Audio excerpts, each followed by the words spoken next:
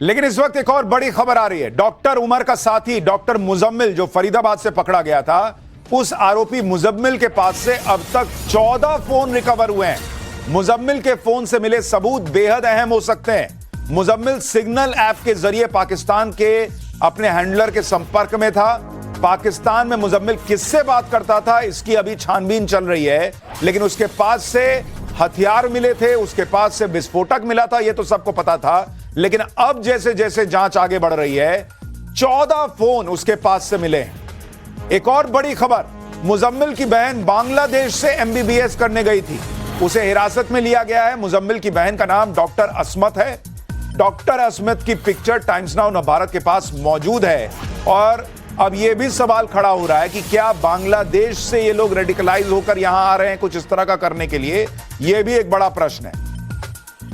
Delhi blast की जांच में पल पल नए खुलासे हो रहे हैं, ताबड़तोड़ एक्शन हो रहा है, नई नई गिरफ्तारियां रोज हो रही हैं। दिल्ली पुलिस ने 1 दर्जन संदिग्ध लोगों को पकड़ा है। उधर यूपी में सहारनपुर से भी आरोपी आतंकी डॉक्टर अदील के 3 करीबियों से पूछताछ हो रही है। जम्मू कश्मीर में भी ऐसे कई डॉक्टर्स हैं जिनसे आतंकी डॉक्टरों से कनेक्शन को लेकर पूछताछ हो रही है। फरीदाबाद की अल फलाह यूनिवर्सिटी के अंदर और कितने टेरर लिंक हो सकते हैं, इसकी भी जांच की जा रही है। जांच का दायरा बढ़ते बढ़ते अब महाराष्ट्र तक पहुंच गया है। महाराष्ट्र एटीएस भी संदिग्धों से पूछताछ कर रही है। यानी दिल्ली से लेकर जम्मू कश्मीर तक ताबड़तोड़ एक्शन चल रहा है। इन एक्शन की एक एक डिटेल आपको आगे बताने वाला हूं। लेकिन डॉक्टरों के इस टेरर मॉड्यूल की जड़ें जम्मू कश्मीर में गहरी घुसी हुई थी। जम्मू कश्मीर पुलिस उन जड़ों को अब खोद खोद के निकाल रही है। इस टेरर मॉड्यूल की जड़ में एक ऐसा व्यक्ति है जो अब जम्मू कश्मीर पुलिस की गिरफ्त में है। यह वो व्यक्ति है जिसके बारे में सूत्र दावा कर रहे हैं कि इसी ने उमर से लेकर मुजम्मिल तक के कई डॉक्टर्स का ब्रेन वॉश किया। यह शख्स साउथ कश्मीर के शोपियां जिले का रहने वाला है और इसका नाम मौलवी इरफान अहमद है। इस इलाके के लोग इमाम इरफान के नाम से इसे जानते हैं। आरोप है कि इसका कनेक्शन आतंकी संगठन जैश-ए मोहम्मद से है। पुलिस ने इसके पास से भी 5 फोन बरामद किए हैं। जांच में पता चला है कि मौलवी इरफान अपने प्रोपेगेंडा को फैलाने के लिए इनक्रिप्टेड एप्लीकेशंस का इस्तेमाल करता था। सूत्रों ने बताया है कि मौलवी इरफान श्रीनगर के नौगाम की एक मस्जिद में मौलवी है। वो यहां प्रार्थना सत्रों का आयोजन करता था। कुछ रिपोर्ट में यह भी दावा है कि मौलवी इरफान अपने कनेक्शन का इस्तेमाल करता था और वो धीरे धीरे मेडिकल कॉलेज में पढ़ने वाले छात्रों से संपर्क बढ़ाने लगता था। आरोप है कि मौलवी इरफान मेडिकल कॉलेज में एमबीबीएस की पढ़ाई करने वाले स्टाफ और डॉक्टर से बातें करके उनकी मानसिकता समझता था और उस हिसाब से उन्हें कट्टर बनाने की कोशिश में लग जाता था। आरोप के मुताबिक मौलवी इरफान ही व्हाइट कॉलर टेरर नेटवर्क चला रहा था, क्योंकि भाई सबसे बड़ा काम तो है ब्रेन वॉश करना। अब पढ़े लिखे लोग उनको आतंकी बनाने का काम कर रहा था। ये इतना शातिर था कि अब तक पकड़ा नहीं गया था, लेकिन एक गलती ने इसके पूरे टेरर नेटवर्क का भंडाफोड़ कर दिया। दरअसल जम्मू कश्मीर में जैश के समर्थन में जो पोस्टर लगे थे, इस सिलसिले में पुलिस ने 2 ओवरग्राउंड वर्कर्स को पकड़ा था। उनसे पूछताछ में मौलवी इरफान और पूरे व्हाइट कॉलर टेरर नेटवर्क का खुलासा हुआ। जिस पोस्टर की वजह से पूरा कांड खुल गया, वो आतंकी संगठन जैश का पोस्टर था। इस पोस्टर में श्रीनगर के नौशेरा इलाके के लोगों को धमकी दी गई थी कि वो भारतीय एजेंसीज का साथ ना दे, नहीं तो उनके खिलाफ भी एक्शन होगा। जम्मू कश्मीर से दिल्ली एनसीआर तक फैले इस व्हाइट कॉलर टेरर नेटवर्क के खिलाफ जांच एजेंसियों ने एक तरह की जंग छेड़ दी है। आप देखिए, जम्मू कश्मीर में तगड़ा सर्च ऑपरेशन चल रहा है भाई। कुलगाम की आप तस्वीरें देखिए, अकेले कुलगाम में 200 जगह पे छापेमारी हुई है, 500 संदिग्धों से पूछताछ हुई है। दिल्ली ब्लास्ट की जांच बहुत तेजी से आगे बढ़ रही है, लेकिन अभी चुनौतियां खत्म नहीं हुई हैं और 2 गाड़ियां इस्तेमाल हुई थी कहा जा रहा है। एक कार i20 में तो विस्फोट हुआ, दूसरी लाल रंग की कार इकोस्पोर्ट है। लाल रंग की इकोस्पोर्ट का क्या राज है? 300 किलो अमोनियम नाइट्रेट की भी तलाश पूरी शिद्दत से की जा रही है, क्योंकि कहा जा रहा है कि पूरा अमोनियम नाइट्रेट का जो जखीरा था वो नहीं मिला है। 300 किलो अभी पकड़ा जाना बाकी है। लाल रंग की कार इकोस्पोर्ट, जिसका दिल्ली ब्लास्ट से कनेक्शन सामने आने की बातें हैं, वो कहा जा रहा है कि पुलिस ने बरामद कर ली है। ये वो लाल कार है। लाल रंग की इकोस्पोर्ट कार धमाके वाली कार के साथ ही दिल्ली आई थी कहा जा रहा है।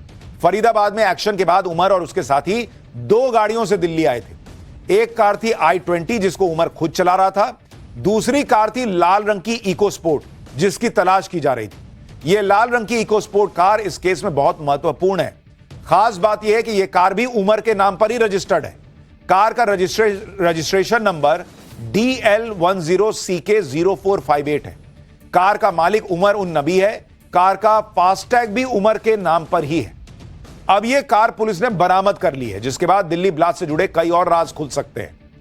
लेकिन एक बड़ा सवाल यह है कि 300 किलो RDX की तलाश कब पूरी होगी। जिस रेड इकोस्पोर्ट की तलाश पुलिस को थी वो हरियाणा से मिली। लाल इकोस्पोर्ट कार फरीदाबाद से मिली है, जहां के खंडावली गांव में यह कार खड़ी मिली। जिस फार्म हाउस में यह कार मिली वो उमर के दोस्त का बताया जा रहा है। पुलिस ने कार को अपने कंट्रोल में ले लिया है। यह वही लाल इकोस्पोर्ट कार है जिसकी पुलिस को तलाश थी। कार उमर के दोस्त के फार्म हाउस से मिली और क्या क्या जानकारी मिली उस पर पहले ग्राउंड रिपोर्ट देखिए। खंडावली गांव की तस्वीरें आप देख रहे हैं। ये गांव इसलिए चर्चा में आ गया कि लाल रंग की इको स्पोर्ट्स गाड़ी की जो छानबीन की जा रही थी, वो लाल रंग की इको स्पोर्ट्स गाड़ी यहीं मिली है। NIA की टीम, FSL की टीम अब इस गाड़ी की जांच पड़ताल कर रही है। उमर के नाम पर ही ये गाड़ी बताई जा रही है। उमर से पहले देवेंद्र नाम के ओनर के पास ये थी। देवेंद्र इसका फर्स्ट ओनर था। उसके बाद में उमर ने इस गाड़ी को देवेंद्र से खरीदा था। दोनों नाम पे शक गया पुलिस को, क्योंकि i20 गाड़ी को बेचने में एक ओनर का नाम देवेंद्र पहले से ही था। उमर और देवेंद्र के नाम के बाद इस गाड़ी की सर्च की गई। अब जाकर यह गाड़ी हरियाणा पुलिस को मिली है। देखिए, लाल इकोस्पोर्ट कार भले मिल गई हो, दिल्ली में लाल किले के पास हुए ब्लास्ट की साजिश एक दो दिन में नहीं रची, बल्कि इसकी प्लानिंग कई सालों से की जा रही थी, कहा जा रहा है। आतंकी डॉक्टर अदील और मुजम्मिल के साथ गिरफ्तार की गई डॉक्टर शाहीन ने पुलिस के सामने बड़ा कबूलनामा किया है। डॉक्टर शाहीन ने पुलिस को बताया कि आतंकी पिछले 2 साल से देश में धमाके की प्लानिंग कर रहे थे। शाहीन और उसके सहयोगी व्हाइट कॉलर टेरर मॉड्यूल से जुड़े थे, जो जैश ए मोहम्मद और अंसार गजवतुल हिंद से संपर्क में था। आतंकी उमर, अदील और मुजम्मिल 2 साल से अमोनियम नाइट्रेट जैसे विस्फोटक जमा कर रहे थे। सोचिए बॉस, 2 साल से।